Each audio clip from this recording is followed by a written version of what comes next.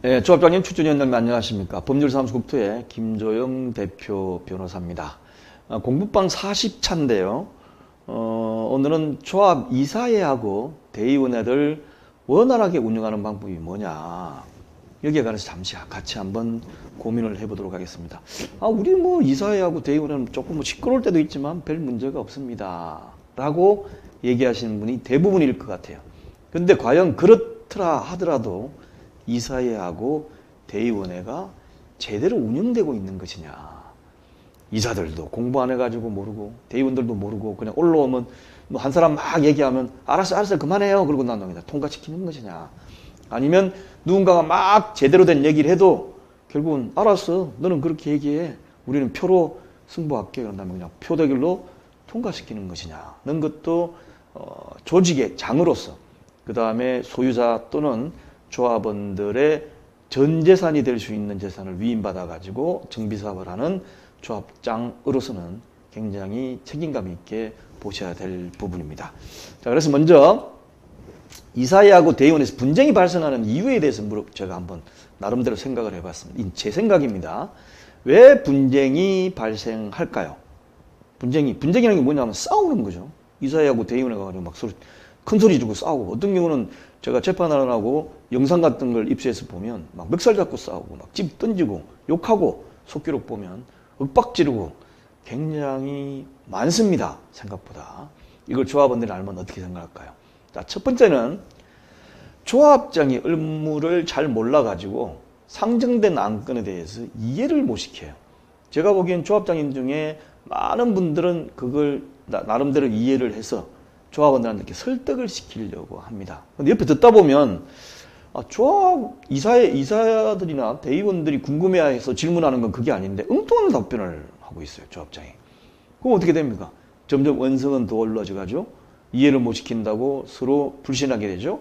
이렇죠. 그래서 이게 첫 번째 이유인 것 같습니다. 두 번째는 협력업체 선정 과정에서도 많이 일어나요. 협력업체 선정 과정에서 특정 업체를 선정토록 하기 위해서 배정 기준표들을 불공정하게 작성을 해가 올리는 거죠.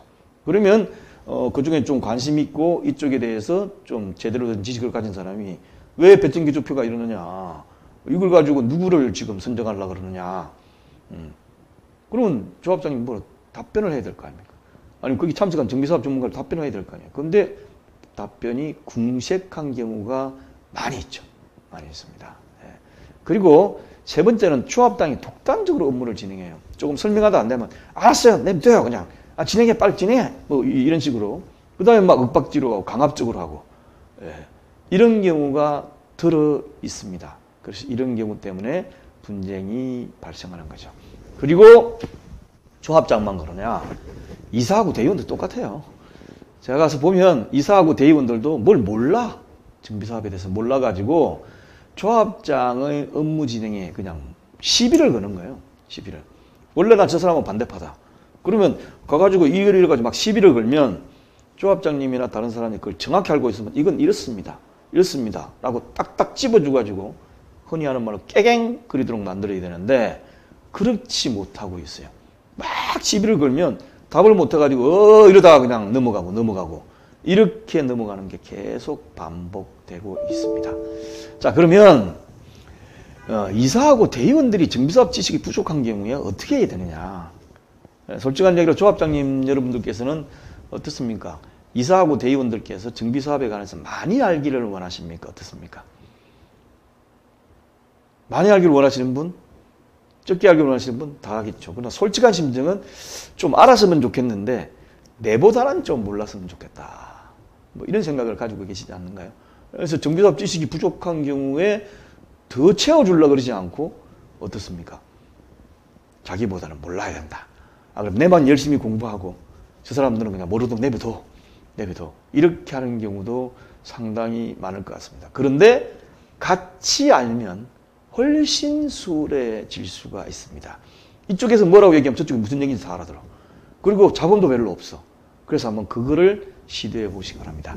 우리가 정비사업에 알아야 될 게 굉장히 많아요. 단계도 많고 뭐 경험도 못 해봤고 한 번도 경험하지 못한 분들이잖아요. 조합장님들하고 임원분들은. 한번 해보고 다른 조합하는 경우는 드물고 대부분 처음이기 때문에 이 앞으로 다가올 부분에 대해서 불안하고 어떻게 하는지 모르게 자꾸 공부를 하려는 거죠. 자, 그래서 정비사업을 공부하는 걸 권유해 드리는데 제가 작성해서 그런 게 아니고 저희 홈페이지인 r119co.kr에 있는 1강부터 6강까지 7강은 소규모 주택 정비사업입니다. 그래서 1강부터 6강까지 또 소규모 주택 7강까지 각 사업 단계가 되었을 경우에 최소한 우리가 조합설립 인가를 받았다. 그럼 조합설립 인가부터 앞으로 사업시행 인가까지 강의. 그래서 사업시행 인가부터 관리처분 깨지 강의. 단계가 나눠져 가지고 6강까지 돼 있어요. 그 6강까지로 되어 있는 걸 하여금 동영상을 수강하도록 권유를 좀 해주십시오. 뭐 그렇게 뭐 수강하도록 권유를 하냐 해도 뭐 안 할 텐데 뭐 그래서 생각하시는 분이 있는데 제가 수강했는지 안 했는지를 알기 위해서 수강 후에 수료증을 무료로 제가 지금 드려요. 드려가지고 이걸 좀 따는 그 열풍을 좀 불게 하면 공부하는 분위기가 조성이 되고 그러면 이사도 따고 대의원도 따는데 조합장님 가만히 계실 거예요? 주연장님 가만히 계실 거예요? 나는 먼저 따야죠. 먼저 따가지고 누가 와가지고 저번에 그 강의 들었다면 그 강의 나 옛날에 들었어. 뭐 이런 식으로 할 수 있을 정도 돼야지. 어떻게 하느냐? 홈페이지 r119co.kr에 들어오시면 왼쪽 밑에 보면 여기에 1강부터 있습니다. 1강부터 7강까지 쭉 있는데 이걸 다 100% 수강하셔야 돼요. 100% 수강하시면 동영상 강의 수료증을 1, 2, 3 빨주노초 파남보까지 이렇게 제가 어떻습니까? 수료증을 넣어가지고 이렇게 이쁘게 해가지고 드립니다. 공짜로 보내요. 우편함 저희들이 보내가지고. 그래서 이 부분을 좀 권유를 하셔가지고 좀 같이 공부하는 게 낫지 않느냐. 그 다음 세 번째, 협력업체 선정 과정에서 잡음도 많이 일어납니다. 어떻게 일어나냐? 협력업체를 공정하게 선정하는데 왜 공정하게 하려고 하느냐? 잡음 발생한 경우는 없겠죠, 당연히. 뭔가 불공정하게. 그런데 그 배정 기준표가 정비사업 전문관리업체가 잘못 작성한 경우도 있고 조합 임원이 비틀어가지고 하는 수도 있고 다 틀려요. 다 틀립니다. 예. 그러다 보니까 배정 기준표가 특정 업체에게 유리하게 작성되어 있는지를 알 수 있는 안목이 조합장님과 이사들한테는 있어야죠. 올려보냈더니만 뭐 지가 어디 하고 있는가 보다 그냥 지가 알아서 먹도록 내비둬. 이렇게 하면 조합원은 누굴 믿고 해야 되는 거죠. 그래서 협력업체 선정 과정에서 실력 있고 제대로 된 사람한테 할 수 있도록 해주십시오. 많은 경우에 이제 협력업체로부터 돈을 받아가지고 문제가 되는 경우가 있는데 지금 세간에 있는 정비사업 관련 업계 그 다음에 이쪽 관련돼 있는 보는 시각은 다 조합장하고 제법은 어느 특정 조합 임원 같은 경우는 뭐 협력업체 선정까지 금품을 안 받으실 리가 없다. 다 받는다. 뭐 안 들킬 뿐이지 받는다. 라고 생각합니다. 그러면 들켰을 경우에 어떻게 되는지를 제가 약간 경각심을 일으키기 위해서 말씀을 드리겠습니다. 일반적으로 뇌물을 받으면 형법인데 이게 액수에 따라 가지고 특정 범죄 가중처벌되게 하는 법률이라고 그러죠. 거기에 보면 뇌물죄를 가중처벌하도록 되어 있어요. 제2조에 되어 있는데 받은 금액이 1억 이상 되면 무기징역 또는 10년 이상 징역입니다. 뇌물 받을 때 1억이 큽니까? 지금 오고 가는 돈들을 보면 1억보다 훨씬 더 많은 돈이 올라갈 가능성이 있다고 소문이 돌고 있죠. 그 다음에 5천만 원 이상 1억은 미만 내면 7년 이상의 유기징역이고 그 다음에 3천만 원 이상 5천만 원 미만이면 5년 이상 유기징역 3천만 원 미만은 형법이 적용돼 가지고 5년 이하의 징역이에요. 문제는 5천만 원 이상 되면 7년 이상의 유기징역인데 일반적으로 그냥 뭐 뇌물 좀 받다가 들키면 다 집행유예로 풀려난다더라 라고 생각하실지 모르겠는데 5천만 원 이상 받으면 집행유예가 안 나옵니다. 왜냐하면 집행유예는 형을 3년 이하로 선고할 경우에 그 집행을 유예하는 거예요.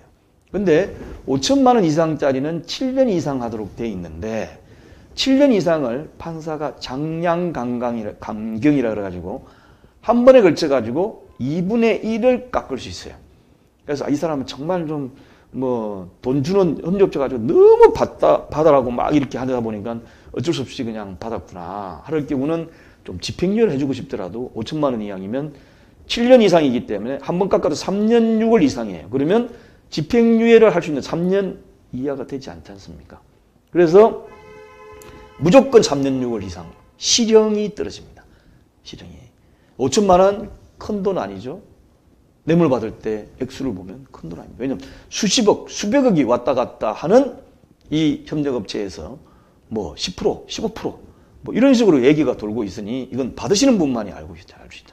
그래서 이 부분은 꼭 조심을 해 주시기 바랍니다.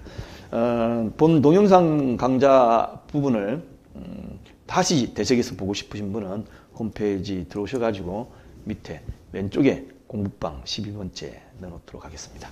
감사합니다.